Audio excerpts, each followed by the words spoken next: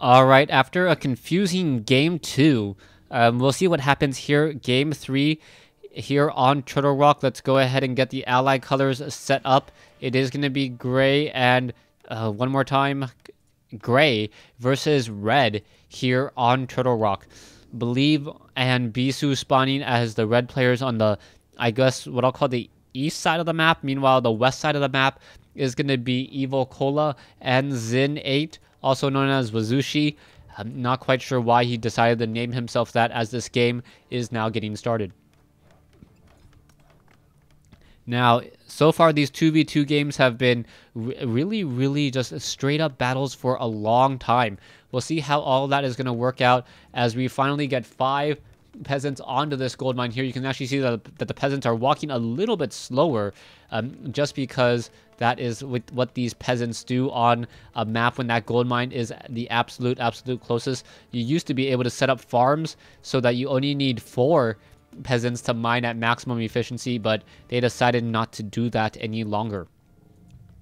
Crypt now being built. We can see a graveyard also being established as well. Late Altar of Darkness, so it looks like Believe all opening up with the same strategy once more. Meanwhile, Bisu looking to do the Priestess of the Moon, and this is going to be the final game. Not quite sure who has the advantage. I wasn't keeping track of the score since game 2 was so curious, but let's just say whoever wins this wins the series, at least in essence. Now we'll see what's going to be happening here as Wazushi setting up another farm over here, double farm in this position. I don't believe an Arcane Vault can actually go there. Arcane Vault, oh no, it's a best of 5? A best of 3. Okay, so this is a best of 3. So apparently Bisu and Believe won game 2, if that makes any sense whatsoever. We now see Wisp now making its way out, another Wisp making its way in over here, as we have the Blade Master finally on the move. It's quickly sold his Squirrel Town portal, does have double healing salves, as a Wisp now going after or running away from a Footman. The Blade Master simply going to run all the way across the map, and we'll see where exactly he goes. Archmage looking to perhaps destroy a Wisp before it gets a dead. Oh, is he going to destroy it? No. Quickly picking up the item, and now that Wisp down to 5 hit points may actually get destroyed. We'll see where it goes. The Wisp, the only worker with a normal movement speed, able to move across the map pretty quickly, and there's the detonation. We can now see the Blade Master most likely will pull away over here, perhaps try to creep out this Ogre Magi camp in just a moment just for the Watcher Ward, as we now see the Ogre Warriors engaging against Skeletal Minions. There's a Dust of Appearance. The Blade Master was not revealed, now getting some easy damage on that Death Knight. Death Knight being forced to pull away as the Blade Master now running after these Crypt Fiends. The Owl Scout quickly keeping track of where that Blade Master is, trying to keep tabs on where he's going, and another Death Coil quickly saving a lot of the damaged hit points there, as we now see the Blade Master down to 249 hit points. Priestess of the Moon a little bit in trouble, and unable to deny that experience. Archmage now up to level 2 with also a Mantle of Intelligence, Claws of Attack +6, total of attack +9. Very nice items, as the Priestess of the Moon needs to rethink her strategy and perhaps actually get some Huntresses. Now, Wazushi has really been going heavy Footman, and if he does that against Bisu's Huntresses, that will work out very well. Blade Master now going after the Death Knight. The Death Knight taking a lot of damage, unable to heal himself with the Death Coil, as the Footman now may fall. So the Footman taking a lot of damage here. You can see that the Acolyte attempting to run away. There is also an Archmage now coming in, and more Footmen coming in as well. The Death Coil saving the higher hit point Crypt Fiend, not going after this one. Not quite sure what's going on, as the Death Knight needs to re-get another Death Coil to save this lower hit point Crypt Fiend. There we go. And then perhaps continue to fight on creep. Footman now making its way in. It looks as though the Crypt Fiend down to 100, 135, 350 hit points, attempting to run back in once more. No more mana, and one Crypt Fiend will fall here. Wazushi now continuing this pressure. It looks as though the Footman may take down a couple of these Acolytes as he's trying to tech to tier 2. 2 of the Acolytes are already down. 3 of the... Oh, sorry. Only one Acolyte mining at this stage, as the Footman still focusing down Acolytes. Acolyte may fall here. Is it going to get taken out? Yes, it does, as we now see the Priestess of the Moon is currently just, currently just shadow melding right there, causing problems for that Blade Master. That Blade Master was unable to get around that Priestess of the Moon, since you cannot simply walk past it, as we now see the Archmage going after the Huntress.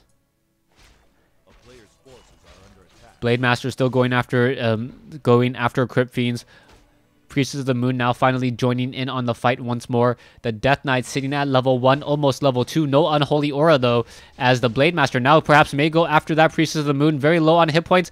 Going at, oh no, did not decide to engage. No, it did engage, but the Sentinel has been keeping track and keeping tabs of where that one unit is, and there it is. Is it going to try to engage? Yes, it is going to engage against that one low hit point Blade Master, the half hit point Blade Master, as now we see a Huntress attempting to run away from the Blade Master. The Huntress looks like it has a good head start, but the Blade Master should be able to make up that ground, especially with Windwalk. No Windwalk needed, just Boots of Speed. Rifleman now arriving to the party by himself. Never want to do that with your units.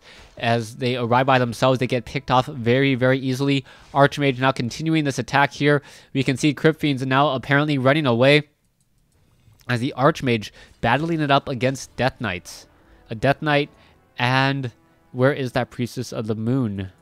Priestess of the Moon, nowhere to be found. A low hit point Crypt Fiend, getting some Moon Juice, getting able to go back up. You can see that the Priestess of the Moon down to 124 hit points right now. Unable to really regenerate the necessary hit points to get back into this engagement, as we have the Death Knight still fighting by himself. The Priestess of the Moon still in trouble just a little bit, down to 117, 118 hit points, trying to fight back. It looks like the Huntresses are going to back off here.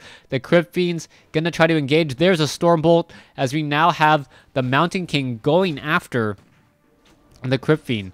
The Crypt Fiend's really unable to do much counter pressure here so far, as we see more Blade Masters and Blade Master just simply windwalking through this army and perhaps going to try to engage from the far side, as the Huntresses now quickly getting Stormbolted. It may get taken out. One more shot. There it goes, as a couple quick detonations attempting to finish off these Riflemen, perhaps even going to finish off the Watermental. And now there is a Hex, so Belive is in trouble, losing his Death Knight at level 2 to a Speed Scroll. A nice use of Hex there by that Shadow Hunter, as stopping that Death Knight in its tracks for just a moment, just long enough, as we now see level 3 on the Archmage. Archmage at level 3, it looks as though Huntresses are all slowed. One Watermental should be able to finish it off. The second another Watermental going to finish off another Huntress. There you go. And there is one more Hexed Huntress over here, down to 361 hit points. Apparently not trying to engage, but Bisu and Ari say GG.